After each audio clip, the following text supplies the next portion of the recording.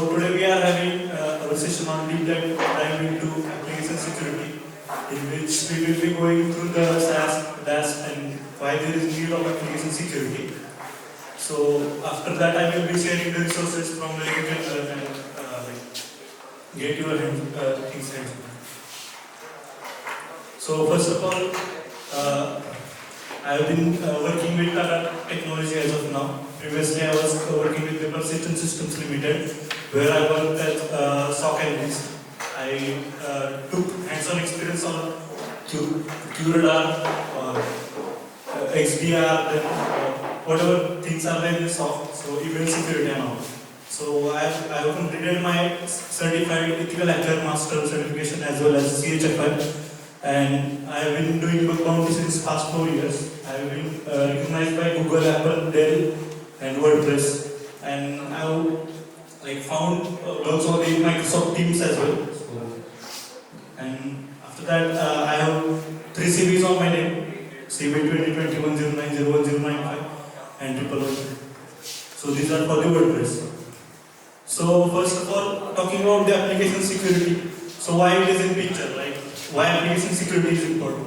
What do you think? Anyone? Companies are having their SIEM in place or XDR in place. So why application security is important?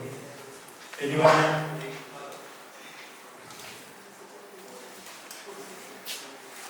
Yeah, you can speak up. This will be an interactive session. Anyone? Yeah. So you're correct. So talking about the application security, as these are the gateways to the company's data, correct? So whatever they are having publishing on the internet, so those will be through their website, mobile applications, or thick client application, whatever you are using. On the daily basis, we use multiple websites, desktop applications, and on your smartphone you are using multiple applications, correct? Mobile applications that we can say. So there is a much need of securing these kind of things to safeguard our data. So main thing would be confidentiality, integrity, and availability of the data. So talking about the application security, so there will be 2 major parts called SaaS and DAS. So SaaS will cover static application security testing, and DAS will cover the dynamic application security testing. So SaaS will cover whatever the source code the applications are having. So let's suppose you are aware about the source and the sink, correct? So talking about the source and the sink, where the actual vulnerabilities happen or actual execution happens, correct? So we need to protect that as well. Or there are multiple developers. There are developers who are developing these applications. Those are not having the security knowledge, or they are not having the security training when building the application. So that time SaaS will come into the picture. And talking about the DAS, so let's suppose you are having any application or web application, mobile application. So that time whatever functionalities are there, so that has to be protected, correct? So that time every functionality will get tested in the DAS. So when we can use this DAS, so it should be what we say software development life cycle, correct? So that time continuously while doing the CI/CD pipeline, there will be code changes that are getting deployed. So that time we should find vulnerabilities in the code as well. So you can use tools like checkmarks as well as Yasta. So talking about the common vulnerabilities, you are aware about the OWASP top 10, correct? So everyone is aware about the OWASP top 10. So you can just go through the OWASP top 10. You can have broken access control, cryptographic failures, injections attacks, and different kind of attacks there in the OWASP top 10. So just how you will be learning this? Everyone is aware about the OWASP top 10. So how you are going into deep in these vulnerabilities? Coursera, obviously the best resource we can say. Other things? Analyzing the functions which are made in different types and models that will help them to verify different kind of vulnerabilities, particular one function. Okay, so what resources you are using? Resources that you are using? Referring direct to DBWA, we can go for Honeybee and web code is there. So these are the DBW board, these are the things that you can host on your local system and then you can test it, and like after that, having the experience on the labs and all, so you can go for the real-time websites, correct? So you will be testing the one web that everyone is like aware about, one web or like any sample test sites, right? So securing the web applications. So whenever we are talking about the SaaS and the securing web applications, so the most and the major part is input validation, correct? So whatever major attacks are being performed, like injection and all, so those will be done through the input, correct? Whatever input, like we talked about the LFI, RFI, that kind of attack as well. So those will be done through the input. So the input validation is the major part that we can say. Again, the authentication and authorization part. So what authentication like you are implementing? Let's suppose you are doing the API testing, correct? So while doing the API testing, you might be aware of the JWT tokens and all. So you should be aware about what attacks you should perform on the JWT and how you can secure the environment.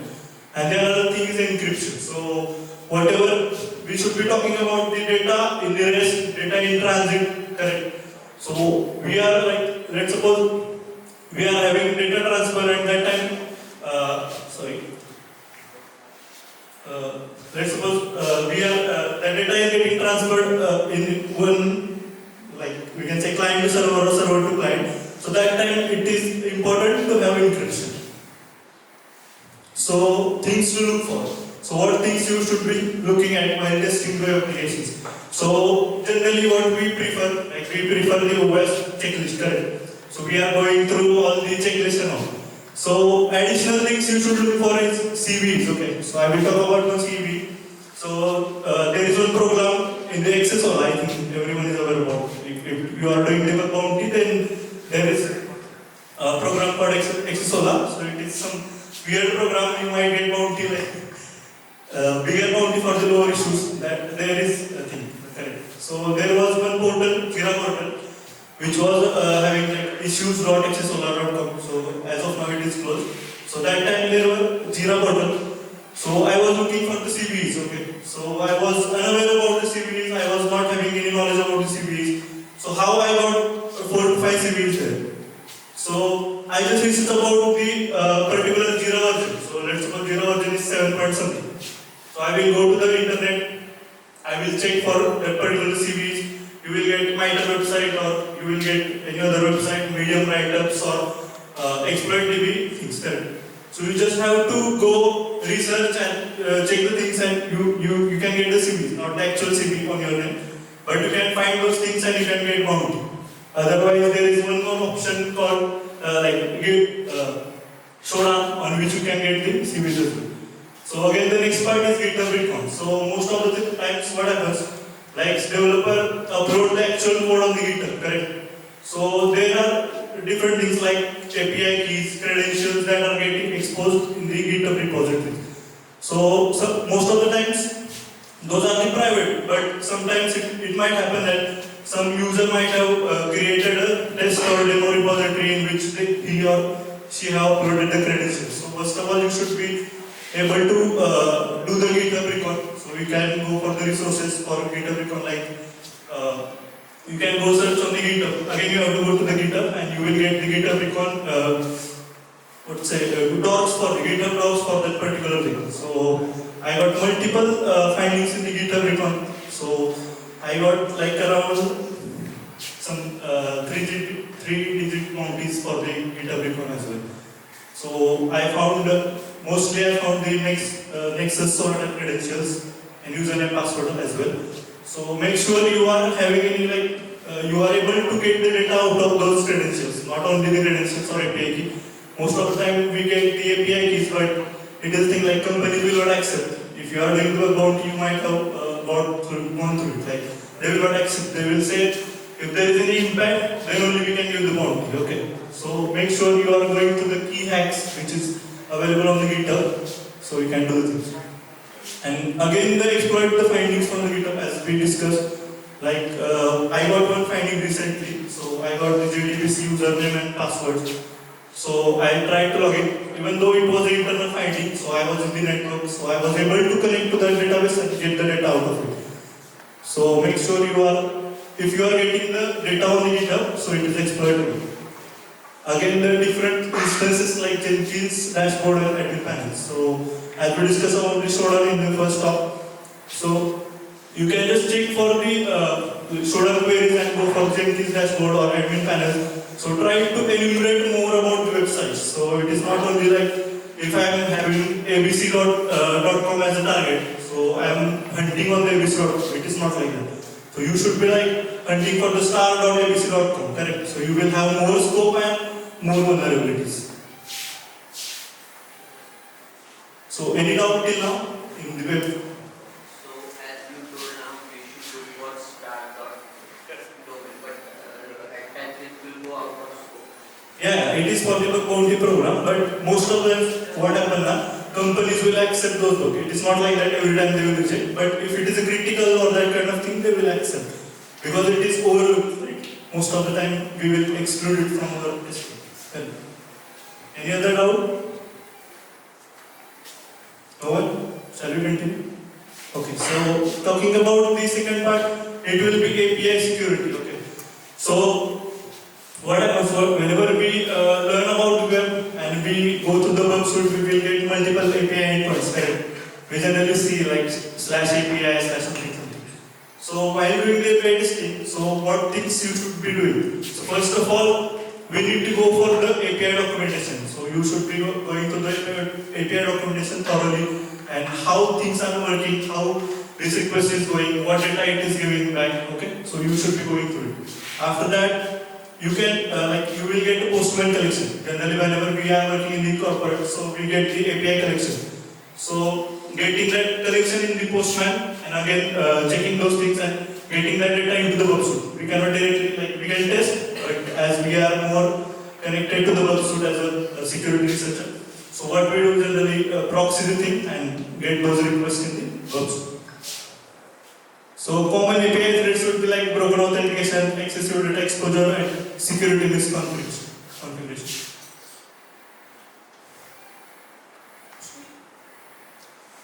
Securing the APIs. So while testing the web applications as well, you might have come across some authentication rate limiting input values, nothing but the same.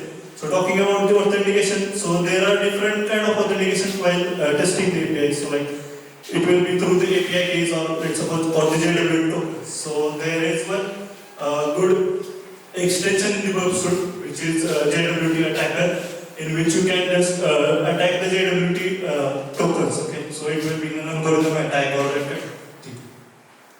So we're talking about the rate limiting. So rate limiting, you might be aware. As a beginner, we start with the rate limiting attack only. Okay, so multiple emails are coming, and then we are sending someone multiple OTPs and harassing them. So it might happen. Right. And one of the major part is input validation. So again, all the input whatever we are getting into the APIs, those has to be tested for SQLi, IDOR kind of things. Okay.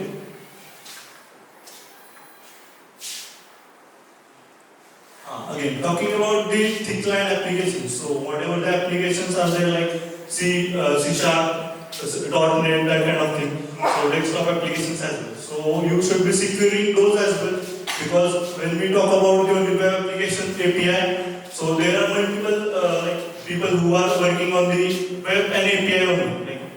As a background editor, I was also just more focusing on the web and API. But what happened when I got into the job, so that time they asked me to perform the thick client applications as well. So that time I was not having that knowledge. So I again gained knowledge about the thick client applications, how to test that, because this is that we can say most of the people ignore this thick client applications, correct? Because there are less resources available for this compared to web and API.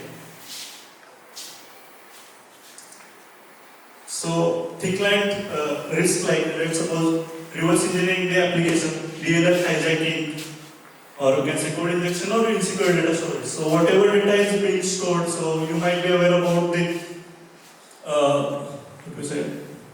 the code injection. Okay, so code injection we perform in the regular web application. That way you can perform the code injection as well in this thick client application. So there will be privilege escalation attacks will be there. So let's suppose there are two users and your data is getting stored in the I forgot. So securing the client application would be local type data encryption, secure coding practices and all. So while testing the client applications, you will be using Mirage. That is a major tool that we use like Burpsuit. You can use Burpsuit as well. So Burpsuit with MITM really you can use. So talking about the other part, mobile penetration testing. So this is also a major part. Like nowadays you can go for a job. So they will ask you if you are aware about the mobile pen testing as well. So as beginner, you should be able to go through the mobile applications and how they work. Then again, what I will say. So mobile applications are nothing but again an API kind of thing, because in the background the APIs are going.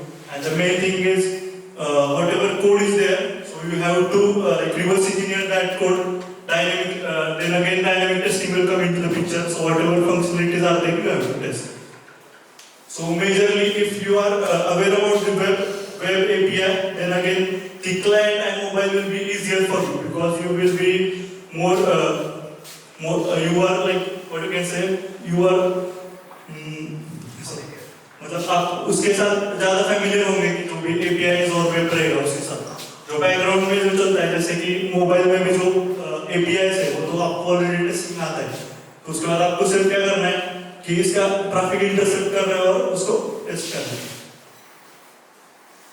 Yeah, so talking about the testing part, so it will be in the first will be static analysis. So for static analysis, you can use Rex2jar or JetX tool, or let's say if you don't want to do it, you can just use MobSL. So MobSL will do everything for you, like decompiling the application or checking for the hard-coded strings and all things. And for dynamic application testing, you can use JDMotion or Android Studio as well. So you just have to have the device and test the application. Yeah, so talking about the application security tools. So for the web application security testing, you will be using OWASP, Zap, Burpsuit, Nuclei, Subfinder, OpenOS, anything.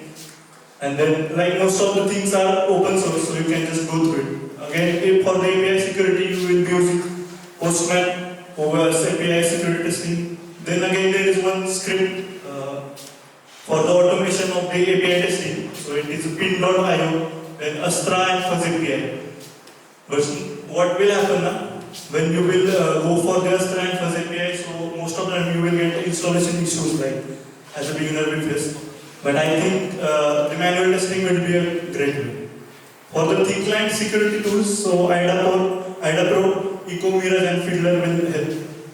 And for the mobile penetration testing, so it will be MobSL, FreeDart, Browser, or APK objection will be. So what are the best practices for the application security? So it will be like if you are having an application or dependencies, so it should be regularly updated. Then providing the security training to the developers and whoever is working, so they should be having the security training. Okay. And one other major thing, that is penetration testing. So you should be doing penetration testing of your application on the regular basis. Yeah, so resources for the further learning, it would be web application hackers handbook, API security and action, then real world bug hunting. If you are a beginner, so I would suggest you to go through this book called Real World Bug Hunting by the Google. So it will be covering for the basic to advanced things like how requests will go to the server, how it will come from the server, what are the headers, how it will work, and how the attack will work. So you will go through this book, Real World Bug Hunting. It is a small book and you can just complete it. Then again, web hacking 101 and hackers playbook will help. So this is the resources for the further learning. You can go to the Udemy. So most of the time what happens there will be a training part, right? So you are not aware about it. So you will approach someone and they will charge you more. Correct? So I would suggest to go for this Udemy courses by Srinivas, from where I learned the things. So it will be around 500 to 600 rupees per course. Correct? But you will be having plenty of knowledge from these resources.